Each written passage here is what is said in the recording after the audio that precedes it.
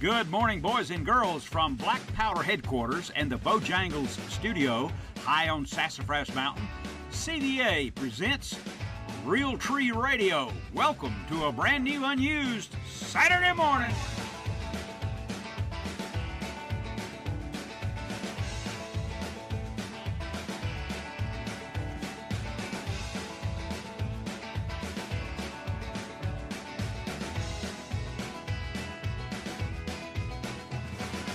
Good morning, boys and girls, from Black Powder headquarters and the Bojangles studio. All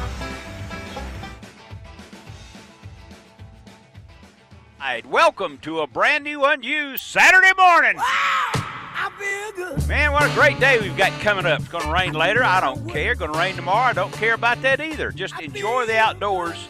You don't have to get wet to do that. You can just walk around, and that's all right. Stay up underneath the shelter. 6 minutes after the hour, welcome to the program, everyone. I want to tell you this program is brought to you by Tough Shed, Horsetown, Hayes Auto, Realtree, Fire Aid, Timbuktu Outdoors, True Turn, Roadrunner, Crocodile Bay Resort, Striplings, Works Tools, and the Whitetail Institute. So I'd love for you to join us today. The telephone numbers, if you'd like to do that, are 404-872-0750, or outside the Atlanta calling area, it's 800-972-8255. You can listen at WSB 750 AM or 95.5 FM on the SB Nation Radio. That's Sports Broadcast Nation nationwide, 126 affiliates. You can listen on your iPad, your iPhone, and at ONeill Outside and WSBRadio.com. We have the Silent Hero, the Medal of Honor tribute, and your calls this morning on ONeill Outside. So Woman Williams is here. Karen and Brian Green are operating the studio in Peachtree City, Georgia, and Jason Byers is in the studio at WSB, and I've almost used up a whole hour. But I will tell you that we had the pleasure in the first hour of speaking with a young man by the name of John Hunter. He's an FLW tournament bass fishing pro, and what a terrific example it was, and I hope you heard it, that it is education and communication skills that will allow you to be a professional fisherman, not just catching fish. A lot of people can catch fish. You have something? Are we due for a break? Oh, yes. I've got to go to a break. This is, I got carried away. This is ONeill with ONeill Outside. We'll be back. Welcome back. 404-872-0750, 800-972-8255. I'm going to talk to Alan here in just a minute, but before I do that, if you live, this is for Georgia folks. If you want to do this? Sure. You do it. Okay. We live in Jasper, Georgia, and there's a local restaurant around here, and he has given us some $25 gift certificates. If you live somewhere where you can use that $25 gift certificate, we would love to give it to you. Rocco's is a pub on Highway 515 in Jasper. That's just off of I-75, 575, that area. If you want to win it, you can be the first caller. But please promise that you will use it, because he was kind enough to give us these to give to $25 gift. Yep. It's really Canton, Ball Ground, Jasper, Blue Ridge, Ella J, Dawsonville, anywhere up there in that part of Georgia. Just call, and we'll send you a $25 gift certificate for Rocco's. Yep. Good place to eat. Okay. Oh, yeah, absolutely. 13 after the hour. Let's talk quickly before I do let's say I do the Silent Hero next hour. Let's talk to Alan. He's calling from Lilburn, Georgia on ONeill Outside. Good morning, Alan. Good morning, ONeill, Miss Gail. Hey. Oh, I love the gentleman that came on at 4 o'clock about the tournament fishing. I hope a lot of people like that, because we're trying to start a bass club at Parkview High School. A lot of the high schools here in North Georgia, the bigger schools, are starting bass clubs. Yes. And the one we have here at Parkview, that's the main thing he preaches, is education. Because if you can't sell yourself it don't matter how good a fisherman you are, you'll never go nowhere. Absolutely. Well, the reason I'm calling this morning, ONeill, I'm gonna run the Bass Pro Shop here a little bit, but I'm gonna spend the day getting my boat and trailer ready for the year. On the website about 3 years ago, I found mine. You either posted or it's a link that shows you it's a checklist from the tongue of the trailer all the way back to the propeller. Okay. And I was wondering if it was still on there. It's not, but I can tell you where to find that information and find that checklist that puts you in good shape so the boat you will not have a failure. And also, the one thing I want to tell my fellow Georgians, as we say, if you're going to Lanier and you're coming from the east or the south to put into one of those ramps or docks, and you got to come up Peachtree Industrial or 141, or if you're coming from 85 across the lake, the one thing on that trailer you better make sure is working is the light for your tags, because they will pull you over in a heartbeat. And once they pull you over, they're going to check your boat all the way to your vehicle that you're hauling with. It can ruin your day in a heartbeat just for that $3 light bulb. Exactly. Good point. Let me tell you where you can find that information about getting your boat ready, okay? Yes, sir. Go to boatus.com. Okay. It's Boat US. There's 500,000 members, and their information is right on, spec on every time. Yeah. Well, like I say, I got mine off of your website years ago, and I laminated it, so I have mine. Good. I just had some friends ask me, where I got this, and I told them I got it off ONeill's webpage, but I don't know if you posted it or if it was a link that you had gave out to go to. So I'm glad I got that. And good. I'm glad. Like I say, there's no worse feeling get out there to that lake and your boat break down or your trailer mess up on you going to the lake. So Boat US is a good organization to be a member of, because if you do break down, they have a telephone number, and they will send somebody to rescue you. Yes, sir. Lake Lanier has a couple of those on the lake that you can use, and but I don't have to ever use them. But I was dumb one time. I hope not be dumb again. Okay. Well, y'all have a great weekend, and try to stay dry, and hope eventually the weather's going to break so we can go crappie fishing. That's exactly right. It's time. Thanks for calling, pal. Let's see, what's my time? It's 17 after. I've got time right now to talk to Kenny on ONeill Outside. Kenny is calling. You're on the radio, Kenny. What do you say? Hey, ONeill, how you doing, buddy? Good.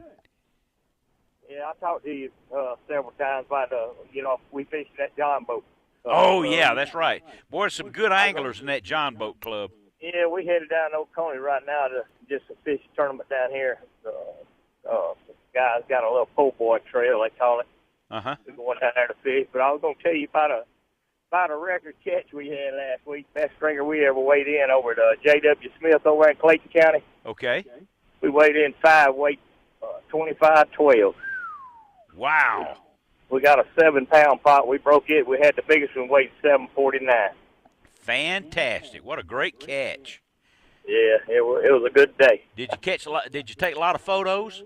Good payday too. Yeah, we took a lot of photos. That's what counts, man. Yeah, those photos are like treasures. Oh yeah. We watched them all swim off. There you go. Well, that's good. Well, that's quite a catch. That's a once in a lifetime catch. Yeah, that was a good stringer. I've been fishing in the club. The second year it started. I started in 2006. I'm really the longest member, besides the guy that got it started. That's still in it, and that's the biggest stringer ever weighed in. It's been a couple of 20-pound bags, but that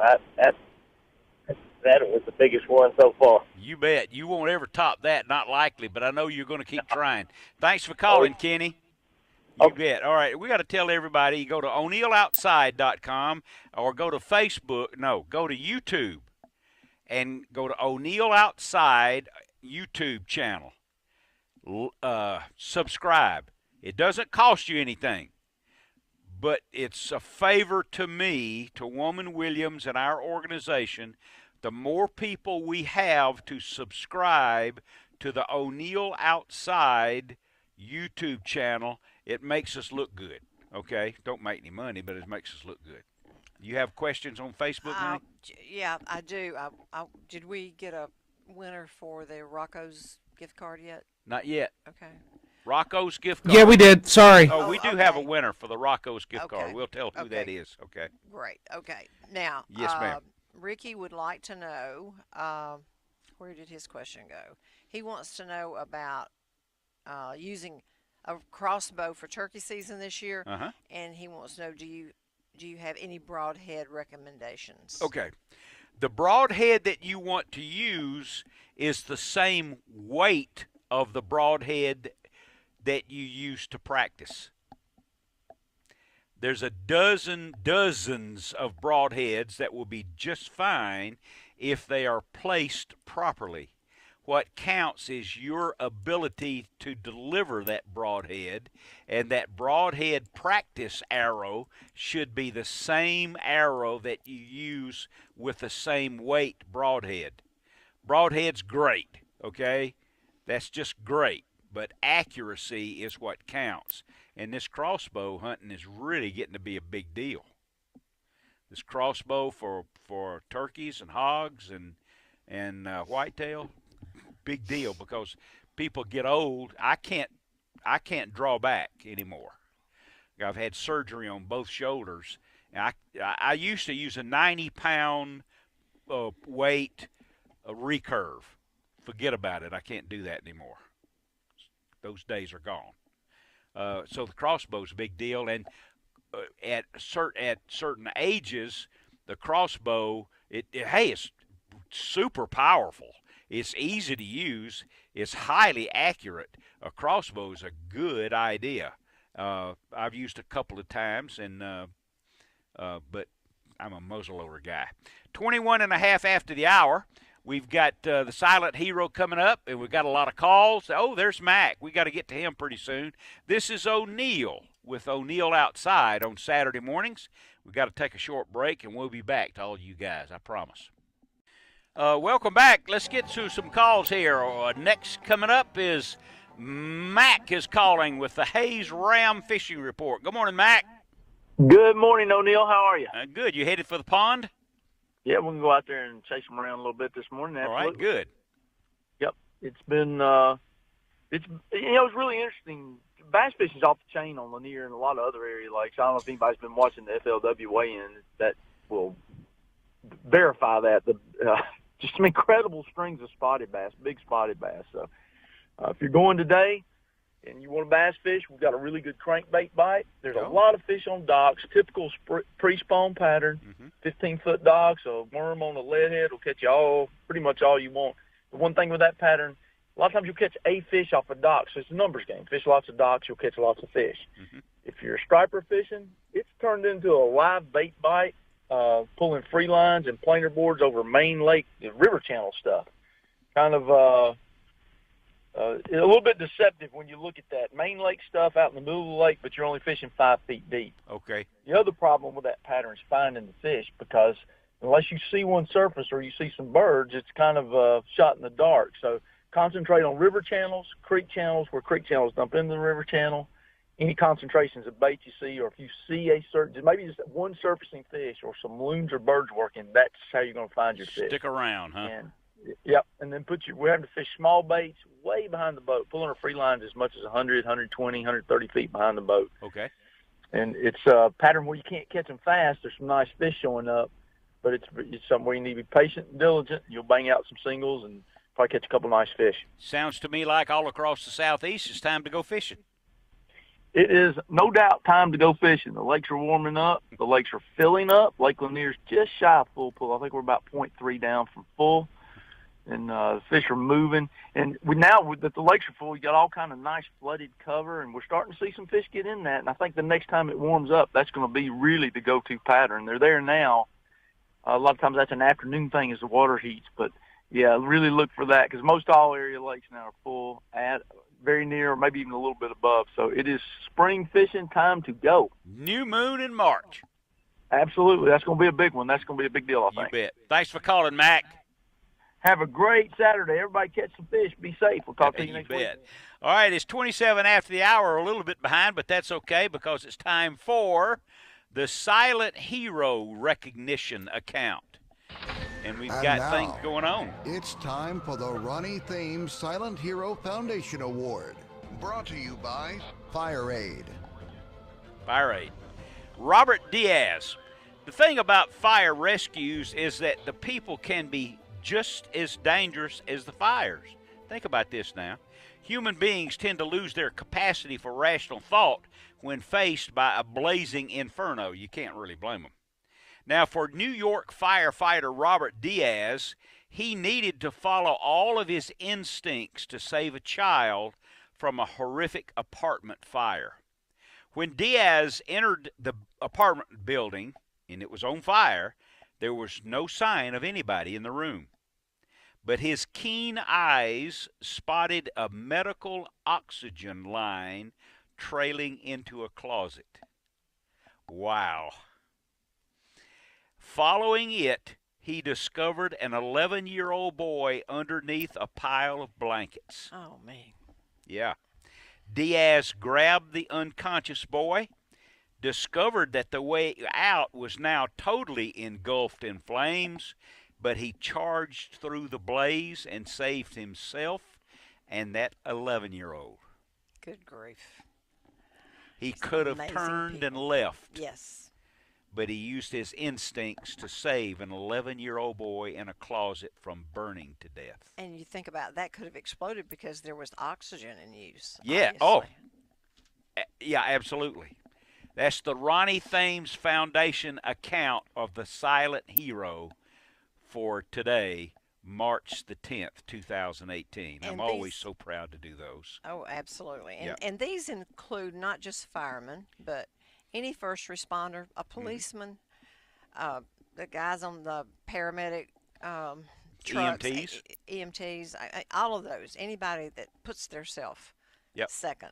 Well, they notice things from their just like that. Yeah. He noticed that one little oxygen thing going into a closet. And he put two and two together. So if anybody has an account that they would like for us to consider, good idea. They can certainly get in touch with us through the website. That's right, or even Facebook. Yeah. At ONeill Outside. And that it can be anywhere anywhere. Oh, sure. It doesn't Foreign have to countries. be in Atlanta, Georgia. Yeah. And we'll include a photo, and we'll have them for the Ronnie Thames recognition for the Silent Hero. Absolutely. I'm really very proud that we're able to do that. Yeah, well, they need to be recognized. Yes. All right, so it's 30 minutes after the hour. Let's talk to Hank the Yank. What do you say, my man? This has been a New York morning, the likes of which I've never seen on ONeill Outside. How's that? Well, right now I'm on. Okay. And about 3 minutes ago, you were talking about one of New York's bravest, That's Mr. right. Diaz. Uh-huh. Right? And then about 5 to 7 minutes before that, you were talking about pulling a 90-pound compound bow, and all of a sudden I heard, but forget about it. Oh. This has just been a total New York morning show. Forget about it. That's right. Hey, that's an excellent observance, sir. Yes. Well, I'm one of the. Not only do I contribute to the show, and I'm happy to, but I'm also a very fond listener of the show. Wonderful. Thank you.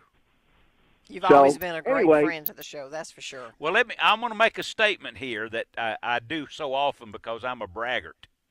This show that you contribute to so mightily every week is the #1 live outdoor-based radio talk show in the world. Yeah, that's pretty unbelievable. Yes, it is. And I have an account. You know, the book is coming out here in about 60 days, and that account as to how that happened is in the book. Oh, that's great. Well, the reason for that, in my opinion, is because of Mac Farr and Bill Carson. Absolutely. And Henry Cowell. And Hank the Yank. Boy. Absolutely. Anyway, well, listen, let me tell you what's going on really quickly. First of all, I'm going to give you a quick striper report, a little different from Max for the fly rod angler out there. We're not able to do when they're pre-staging, like Max said, they're staging out over open water and they're up high in the water column. That's not a fly rod bite, obviously, because you're just fishing open water, and we've got to throw it either structure or target. So what I'm going to tell anybody who's going fly fishing today is what they need to do is they need to get into the backs of the coves, and you're going to be able to pick a fish still in the back of the cove or two, but you've got to do it early.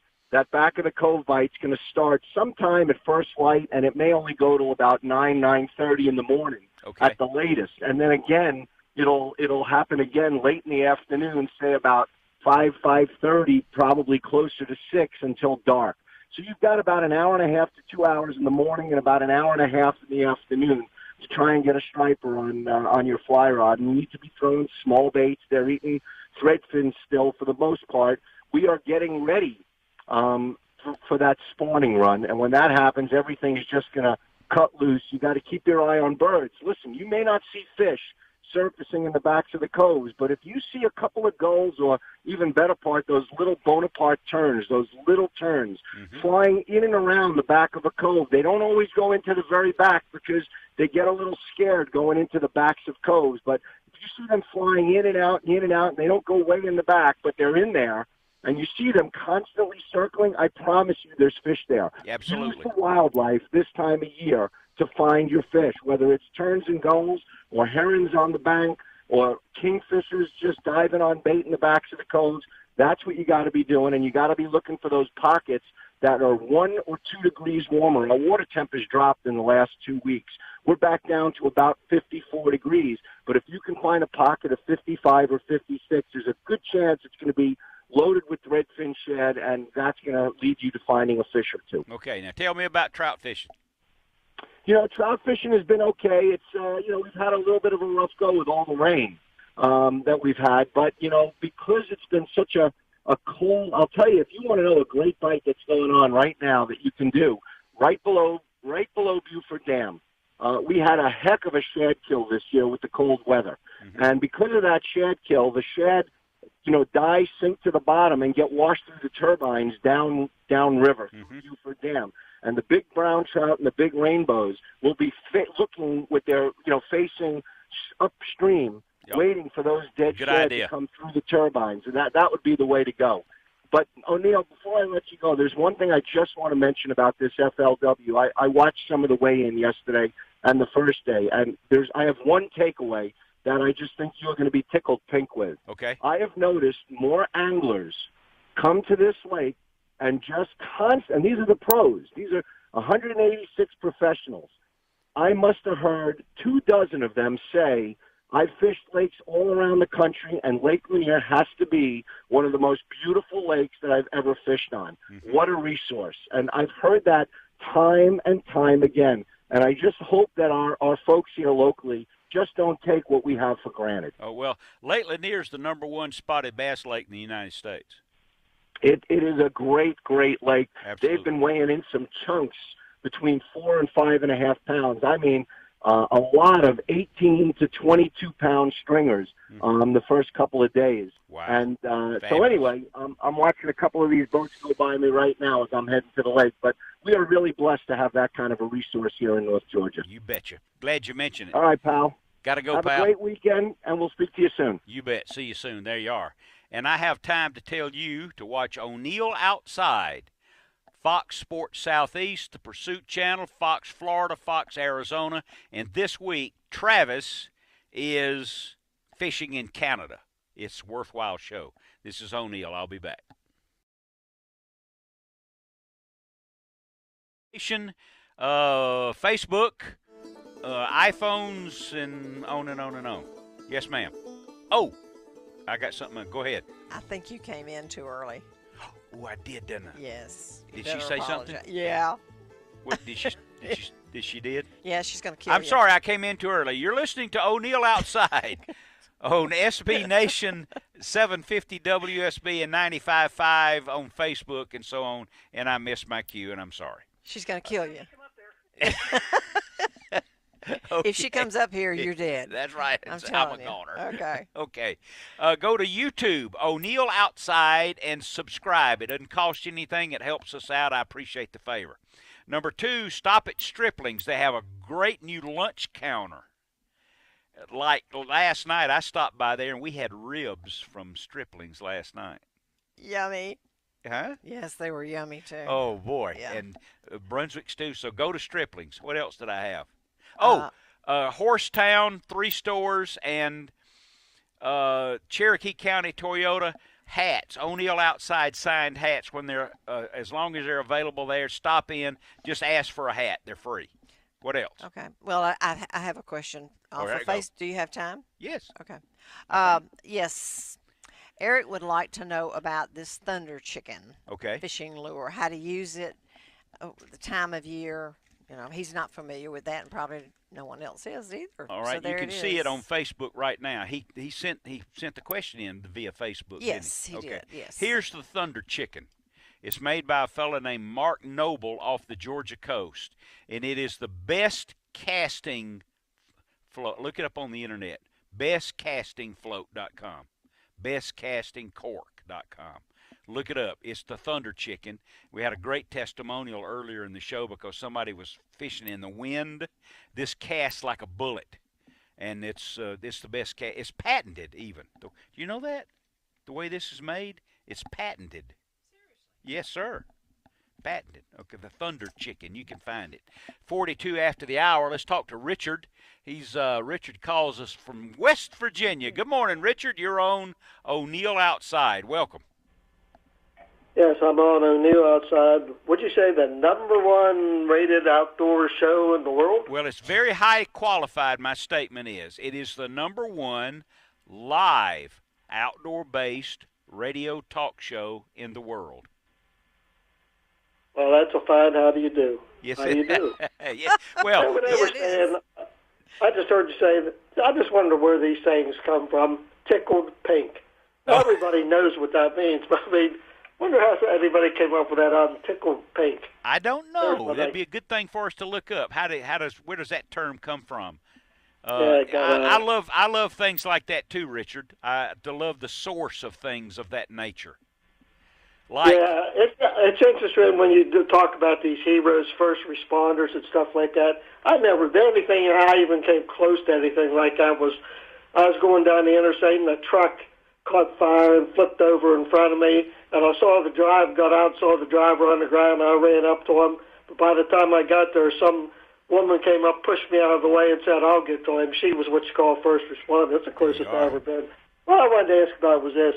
I've heard about trout being raised in the hatchery. It's the only fish I ever heard.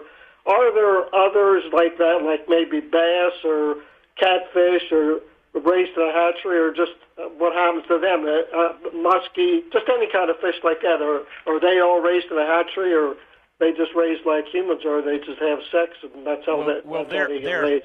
They're on their own 99.9% of the time. But from time to time, because of water conditions, because of the influx of foreign species, so they have to put in other fish to maintain balance.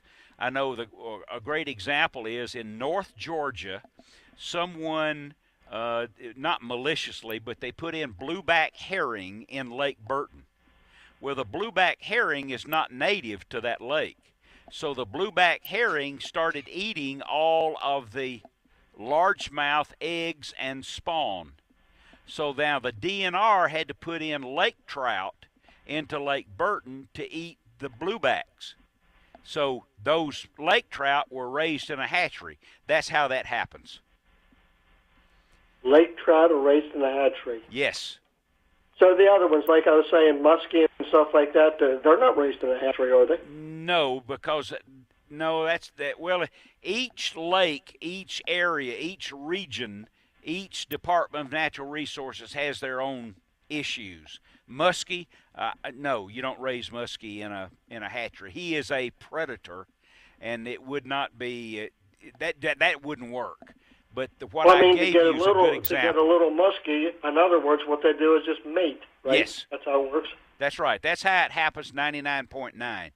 But quite often, an invasive species is a good thing, but unless the lake has another predator that can balance that one, then you have to substitute something else, like Lake Burton, which is a great example. That's how it happens. That's why we have the Department of Natural Resources. Those people aren't just rangers. They are scientists, and they thank God for them. Absolutely. Sounds good to me. You bet. Okay. Thanks again, ONeill. You bet. Thank you, Richard. I always appreciate you calling, sir. 404-872-0750, 800-972-8255. Have you got something on Facebook? No, Okay. nothing new. Okay. No, I mean, no questions. Just Okay. people saying hello and what have you. Okay, well, good. I'm glad to hear from you. That's Oh yeah, we're always happy to know you're there. absolutely. This Absolutely. I believe this is our 27th year, 26th year. It's been a long time. Well, you mean on WSB? On WSB, 93. So this is our 26th Travis was year. 6 months old when you went to WSB, and he was born in '91. So you went somewhere around the beginning of 1992. Oh, okay. It's been a long time. That's how I always remember it. Yeah, and as we get further along with it, I am completing, at the urging of so many kind people, I'm completing a book. It's called People and Places Along the Way. And it's my experience in the outdoors over the last 65 years, from the time I was 8 years old, or actually earlier than that, till now.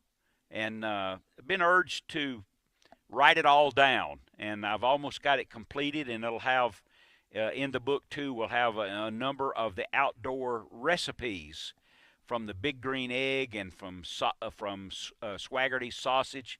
I think it'll be worthwhile, and you can buy it through Amazon. And this coming week, too, we'll be mentioning a way to pre-order that book. We have several hundreds that have already been ordered, and we'll be offering that pre-order stage and method and recommendations to the public. And it's a little bit of a labor of love. There's some great stories. I've met a lot of awfully interesting people, been to some interesting places, and maybe you will enjoy the description that I have about those people and places along the way. And Yes, there's ma'am. nothing in there about me. Oh, Very little. no, I can't write about Gail. I don't know why. I don't know either. It might be a good thing. I just can't. I can't write about Gail. I can write about catfishing and hunting. Oh, yeah, but you can't write about me. I can't do it for some reason. I'm just mentioned. I just want everybody to know. I'm yeah. just mentioned here Well, and there. maybe I'll surprise you. Oh, it would be a surprise, all right. Maybe I'll surprise I doubt it. you with a chapter about Woman Williams. Who knows? I Does that gave mean it you're away, going to do didn't that? I? Huh? Are you going to do that? No, I'm not. I can't write about Gail. Well, then don't say you were. Well, I may have some kind of a epiphany, that would cause that. Okay, sure. Yeah. Something like that. I may not ever let it be published. That's right. Uh-huh. It's 50 after the hour. We'll have to hold David over. Let's hold David over until I get through with the Medal of Honor. David from North Carolina, and we'll get to that in just a minute. But I would tell you to go to Stripling's. Hey, it's a great place to stop at Stripling's. Why are you looking at me like that? Because I got a question on Facebook. What is it? Quickly. Okay. If you don't have a boat, where's a good place to go to Lake Lanier to fish? Around the ramps. Okay. Because people put their fish out around the ramps. They return the fish around the ramps. And it's concrete. You won't get your feet muddy. Yeah, probably that'd be a good place to go with this tournament that's up there. Where they release the fish, absolutely. Absolutely. All right, Jason's getting ready. I've got a few seconds before, and this is the most prized and most popular portion of ONeill Outside, and it's called the Medal of Honor Tribute, and it's coming up right now. Honor, courage, and strength of character. These qualities are embodied by the recipients of the Medal of Honor. Now let's recognize this week's Medal of Honor recipient on ONeill Outside. Nicholas Oresko, Master Sergeant, Germany, January 1945. Oresko was a platoon leader with Company C when automatic fire from the flanks pinned down his unit. Recognizing that a machine gun in a nearby bunker must be eliminated, he swiftly worked ahead alone until close enough to throw a grenade into the German position. He rushed the bunker and, with point-blank rifle fire, he killed all the Germans remaining. Another machine gun opened up on him, knocking him down and seriously wounding him. Refusing to withdraw from the battle, he placed himself at the head of his platoon to continue the assault.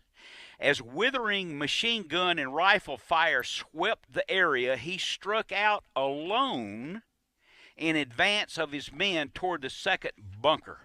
With a grenade, he crippled the dug-in machine gun defending position and then wiped out the troops manning it with his rifle, completing his second self-imposed one-man attack. Although weak from loss of blood, he refused to be evacuated until assured the mission was successfully accomplished.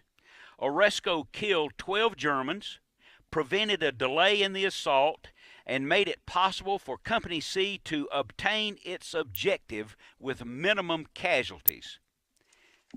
Sergeant Nicholas Oresko. He died October the 4th, 2013. And that's your Medal of Honor tribute today on ONeill Outside. It's 52 after the hour. And that was World War II? World War II. Our children told us this week that we were not having anyone except World War I, II Medal of Honor winners, but that's really not true. Noelle, I'll tell you the reason why right now that I'm using these instead of the most recent ones. I have to have a photo off of the Medal of Honor site to have it on Facebook. Yes. So a lot of the newly awarded medals, they don't have a photo. Oh. So I need a photo. Well, we'll have to rectify that. Yeah, we'll get But we to have it. had, but we, I mean, as far as Vietnam, I know we had some of those just in the recent absolutely. weeks. Vietnam and Iran, Iraq, and so on. Okay, I got to get out of here. It's almost 54 after the hour on ONeill Outside. We'll be right back. Good morning. The ONeill Outside show is about to wrap up, but he's been holding on for a while. We all owe a little call here to David calling from North Carolina. Good morning, David. Good morning, sir. Yeah, real quick here. You mentioned 3 weeks ago you were answering a Facebook question. Question was, can I hunt on power line right-of-ways? And you said, yes, it's legal. I worked for a power company for 32 years, and it was not legal to do that at all. In Georgia, it is. Georgia Power Company allows that in Georgia, but not in North Carolina, right? Okay. On Georgia Power land, you can, but all the power in Georgia is not from Georgia Power. Well, good point. I appreciate you bringing that up. Right. Yeah, you have to have permission from that landowner. Okay, good. That's good information. I appreciate that. All right, sir. Thank you. You bet. Good luck on this good hunting season. Good luck to you, and I thank you for calling. I appreciate being informed about that. It's 58 after the hour. We've got to get out of here in a moment. Thanks, everyone, for calling. Even you are wrong. Oh, absolutely. I'm wrong most of the time. I'm getting used to it. I've been wrong a lot. So it's great to have people give you a correction on that because you wouldn't want somebody to get in trouble. Yeah, don't get in trouble about it. You have to get permission no matter what, no matter where, no matter when. Always get permission. And if you do it in writing, carry it with you. How about that? That's even better. Even better. Thanks for joining us on ONeill Outside this morning. Next week, we'll have the Department of Natural Resources biologist and ranger to kind of kick off the turkey hunting season. Those old ground buzzards are starting to gobble, and from all over. Go turkey hunting, okay? It is, and we'll talk about this next week some. It is to me, it's the #1 big game animal in North America. But you keep this in mind wherever you go, whatever you do this week, and that's this. If you're too busy to go fishing or hunting and take a child along, then you're too busy. That's the rewarding part of the outdoors. Involve a child. Involve maybe a kid in the neighborhood whose dad is not a hunter or his dad doesn't live at home. This is ONeill along with Woman Williams, Karen and Brian Green, and Jason Byers. And I'll see you next week.